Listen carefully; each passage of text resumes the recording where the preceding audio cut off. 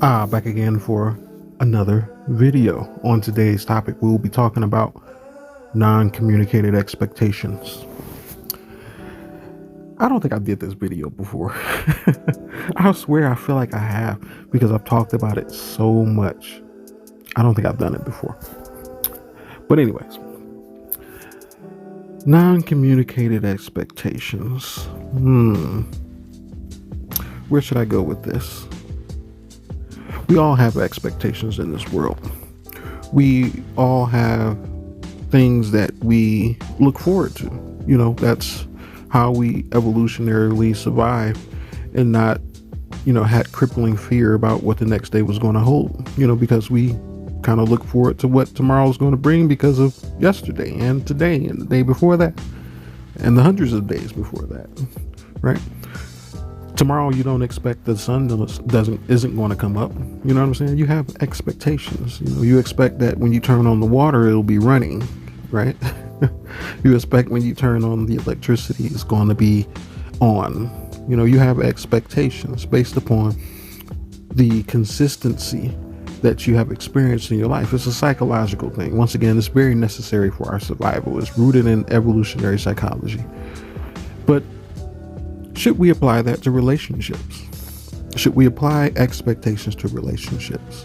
Non-communicated expectations. Because let's face it, you're not on Facebook or Instagram talking about, oh, I sure hope hope the sun comes up tomorrow. You're not wondering if there's going to be any water on Earth tomorrow. You know what I'm saying? These things you don't concern yourself with in expectations, nor do you communicate them, right? But you do have them. You have expectations. But once again, should you have those same non-communicated expectations in relationships? And I'm not necessarily talking about, while you're in a relationship, are you wondering if the lights are going to be on? No. I'm talking about a people. Now, I've been through plenty of situations and circumstances with women, and we like to say that women are very entitled. They are very prone to entitlement, right? Of course, there are some men, but predominantly so. Let's just be honest, with the core nature of women being vanity. Yes, entitlement is like inherently so with women when it comes to a lot of dysfunctional behavior. It's just like, it's right there. How can you, it's right there. It's like, as sure as turning on the water, right? It's right at the tap, But anyways, women, they have, like I said, a propensity to be entitled. Where does this entitlement come from, right? And how do we describe this entitlement? Entitlement is feeling like you're owed something for doing absolutely nothing, right? But I don't think we dig down deep enough to express out how that actually becomes. Because remember, I just did a video just not too long ago about a woman feeling comfortable but not letting her get comfortable, right?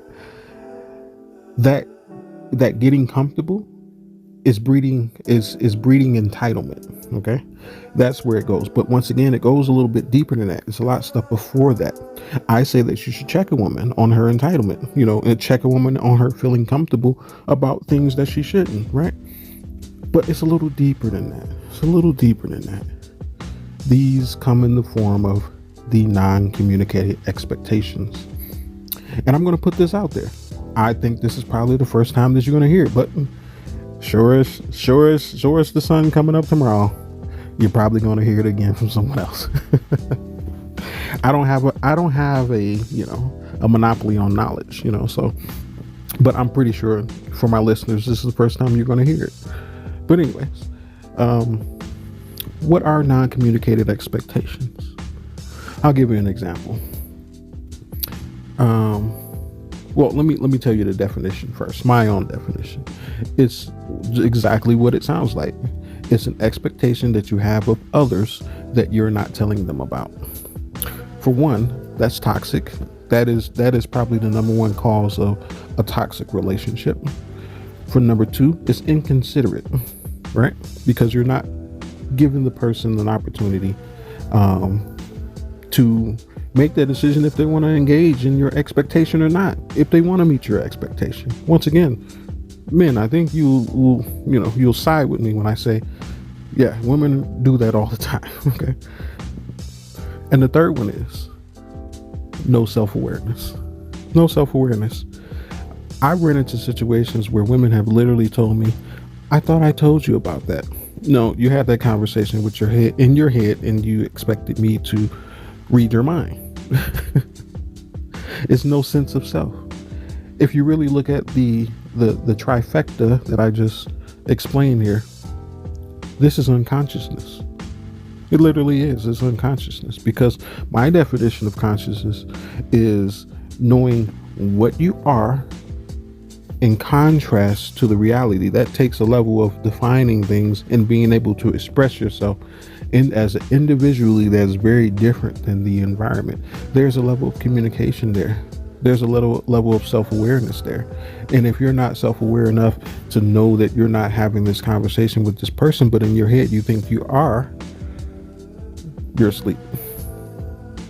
There's no other way to put it. That's just the facts of it, in my opinion. But nonetheless, we run across these things all the time. And once again, I'm here to explain to you how these things work. So, the example that I'm going to give. The example is, let's say, and I'm pretty sure many men have experienced this with their woman, something this simple. Let's say you just meet a woman, right? And this is the first time y'all are meeting. You're picking her up, right?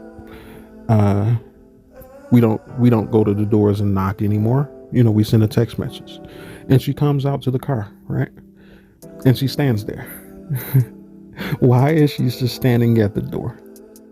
Because she has an expectation that you're going to open it for her. That's toxic. It's toxic. Okay. I'm just going to put that out there. It's toxic. And a lot of people would probably disagree with me, because they say that they believe that the social decorum of men is for a man to open a door for a woman. But we're no longer in the 50s. That's what the women tell us, right? They say that these expectations of women are outserved. But, BGS said it best. How can you expect to be a modern woman with old-fashioned expectations of men? You can't do that. I mean, you could, but it's not going to pan out well for you, because there's going to be an imbalance that's going to cause, how I talk about imbalances. They're going to call what I like to call vacuum spaces for resentment. They're going to be filled in with resentment, right? And that's the other portion of this, but we'll get to that later in the video. But when it comes to the expectations, they think that it's social decorum, But let's say that, I don't know, you're dating a man who grew up in the rainforest all his life. Are you really going to expect him to open the door? He just moved to the United States, He's very new to civilization as we know it. Of course you're not. But why wouldn't you? Because you're going to understand he comes from a different culture, and that they probably didn't have cars where he came from. Even though he came to pick you up in the car, let's say he's only been living in the United States for about 2 years, never dated. He reestablished himself into a first world country, and that he, learned the customs in regards to what he needs to learn to get by. And he decided he wanted to date, and he didn't open the door for you. That's your measure of how you judge a good man. If he's socially inept in the rooted gynocratic handbook, right? That's your measure. You're failing, right? But anyways, that's an example of the non-communicated expectations, because she could have said to this man, hey, I have an expectation that you're going to open the door for me when I come. What do you think about that? Right? Because once again, these things require communication. When you do not communicate, I actually told a woman recently, we were having a conversation. I said, I don't recall, I'm not saying it's not possible, but I've never been in a circumstance where I communicated effectively and the person communicated effectively with me and something went wrong because of it. I can't think of a time. I can't think of a time where there was effective communication and dialogue going on and something went wrong because we effectively communicated. I can't think of a time. All right. So I don't think that communication is necessarily a bad thing. And I definitely don't think that communication is going to be a hindrance at any rate in a relationship. So people don't do it. People have these expectations of each other. They don't communicate these things, and it causes pockets of vacuum, a vacuum pocket that resentment goes in. That's the other portion of this. But I don't want to jump the gun in my explanation here. My whole point of what I'm mentioning is this is usually what causes the imbalance in relationships, the non-communicated expectations. And I'm not saying that, it's just a woman thing. It's just that I'm a man and that's all I've dealt with in my life interpersonally on a deeply intimate level. To that regard of having to experience something that I'm explaining to you now. I haven't dealt with men in that way. So I'm pretty sure that there are men who actually operate in non-communicated expectations, but that's to their detriment. The same as it's to their detriment when it comes to women. You should not operate in non-communicated expectations. The problem with that is that it's going to destroy the relationship. It causes people to walk on eggshells. It also deteriorates the communication that you did have, because now the person feels like they should be reading minds instead of actually trying to communicate with you. There's so many negatives to non-communicated expectations. I'm pretty sure I'm not even going to be able to list them all. Because a lot of people akin the failure of the relationships to actions and, this happened, that happened. But I'm promising and guarantee you, if you take a close inspection at that relationship and the things that were done, which nobody really can, only you can and the other person that's involved in that relationship, you'll find that a lot of the circumstances that ended poorly in that relationship that ultimately culminated to the failure of the relationship was rooted behind non-communicated expectations. Isn't that weird, right? Nobody ever told me this. Once again, this is something that came to me in meditation, and it's something that I've been preaching to my submissives for some time now. Like I said, I talk to them all the time, and I can crank out probably like 3 videos a day how much I talk about the different subjects that I discuss, right? So you all unfortunately are getting the watered down version here. But nonetheless, it's better than nothing. I had nobody tell me any of this stuff. I just had to, sit and wait for it to come to my consciousness, So, hopefully this helps you on your path as well. But nonetheless, non-communicated expectations are necessary for toxic relationships. They are. And they are necessary for failure as well, a lot of times, because people have these, once again, expectations of others that they do not discuss. Like, for instance, people don't discuss what they define cheating as, right? They'll say, oh, texting their girl is cheating, but y'all never had that conversation about that. And they may not be thinking anything of it in the way that you are. So you're placing upon them an expectation to read your mind, for one, and that behind non-communication of your expectation. I think if people actually practice communicating their expectations of other people, we would actually solve this problem of relationship failure. They say that women are better communicators. I don't agree with that. The reason why I don't agree with that is because, yes, they have a, if we scientifically compare the word vocabulary of men versus women have a larger vocabulary than men do. So how can they suck at communicating?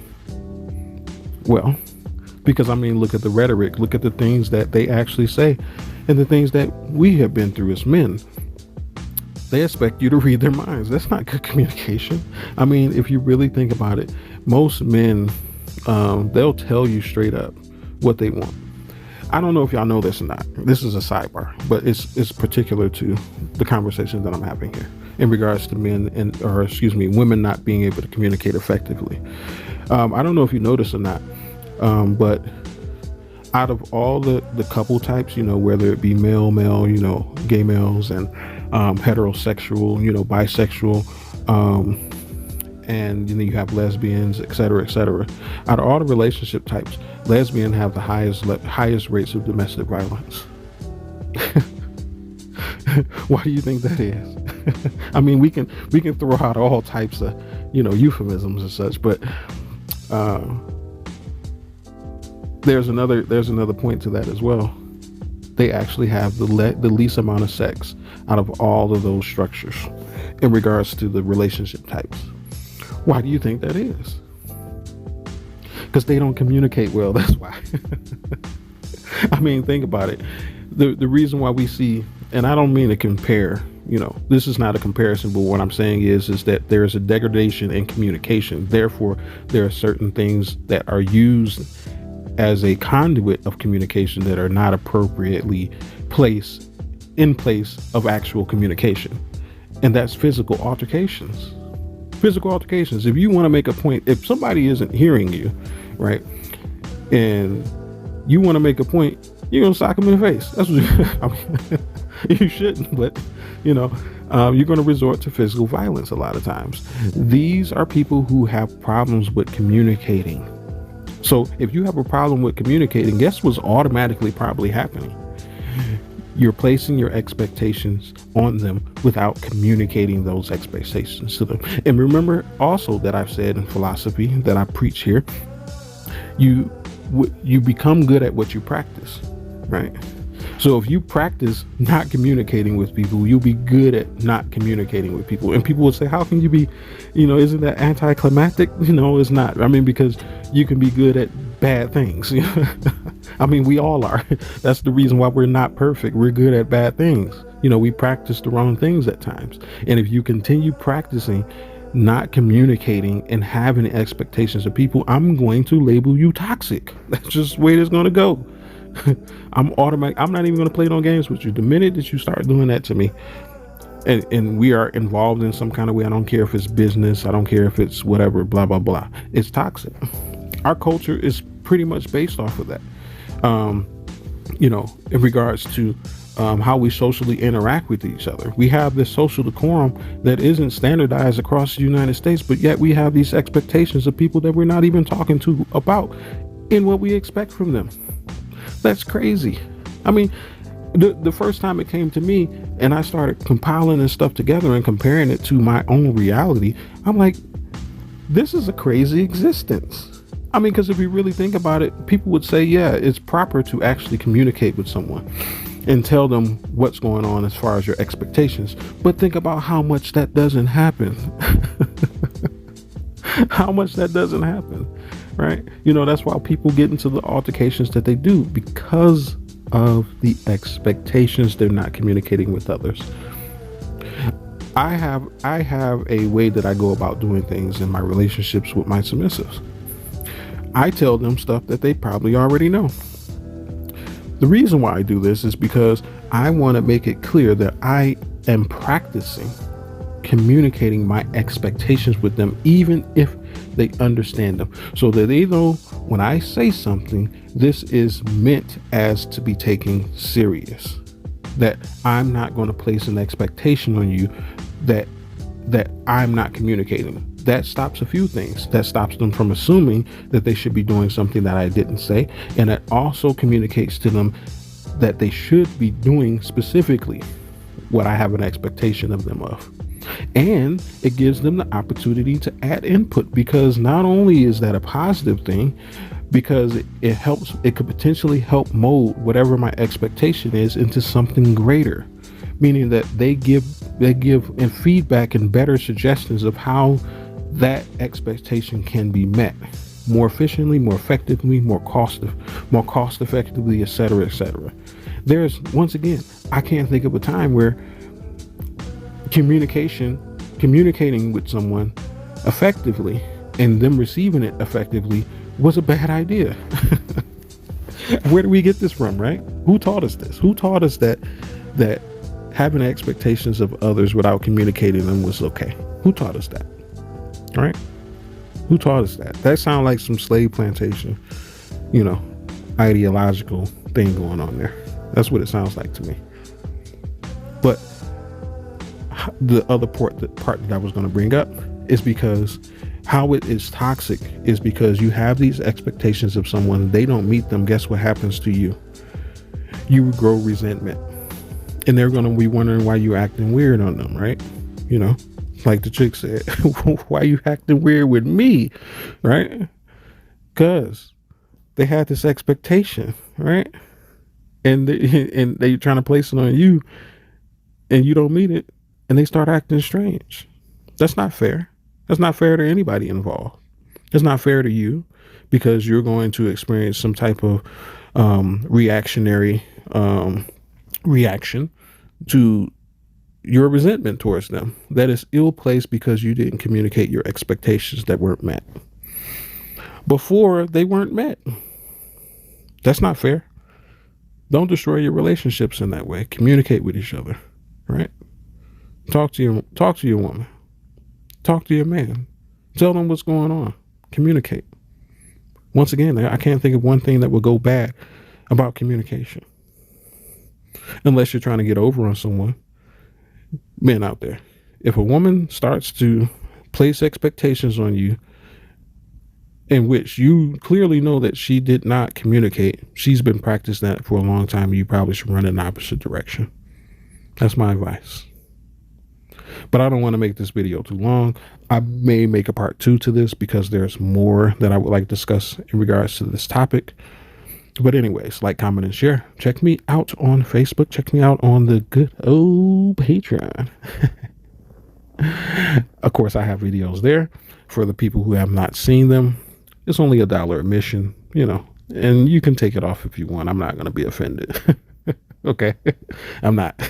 But those are just for people who want a little bit of extra content that I haven't placed here.